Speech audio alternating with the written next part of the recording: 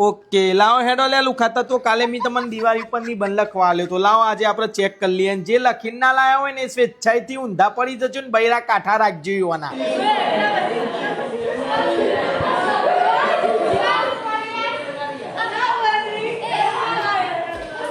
આ ચોપરો અંડી મંડી ચંડી જે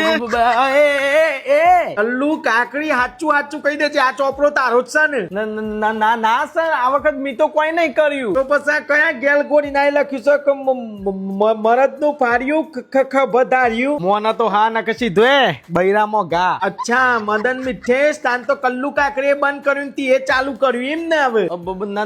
ના સાહેબ એ તો છે ને એ તો મને પેલી હાથમાં ખાલડી ચરી જીતી ને એટલી ના જાતે લખાઈ જ્યું છે ઓકે કશું હતું નહીં તો આપણે તારાની બંધી જ ચાલુ કરીએ બરાબર પણ જો ખરેખર કહું છું જો કોઈ આડું અવરું આવ્યું તો મદન મિઠેશ એટલું યાદ રાખજે તારી આખી બોડીમાં હું ખાલડી ચરાઈ દે આજે એ મદન મુઠ્ઠી આજ રાત્રે મને સપનું આવ્યું હતું કે મદન મરદ નું ધાર્યું લઈને સાહેબ મદન નું ધોતિયું ફાડી નાખશું દિવાળીનો તહેવાર વર્ષમાં એકવાર આવે છે પણ મારા ઘેર તો દિવાળીના ધમાકા રોજ હોય છે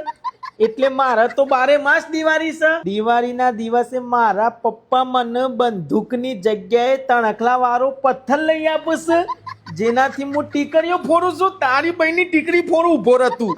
હું લખ્યું છે હા હરો અમારો સાહેબ દિવાળીના દિવસે દિવાળીની મીઠાઈઓ ખાય છે અને અમને લેશન આલી દેશે મુઆને ડાયાબિટીસ નહીં તો ગેલ ગોળીના તને કાજુ કતરી મારું ઉભો હતું હજી નવા વર્ષના દન જ હું લોકો જોડેથી પૈસા લઉં છું એટલે આખું વર્ષ મારા લોકો જોડેથી પૈસા લેવા પડશે દિવાળીમાં પૈસા હોય કે ના હોય પણ દેવું કરીને દિવાળીમાં દેવારું ફૂંકી નાખવાનું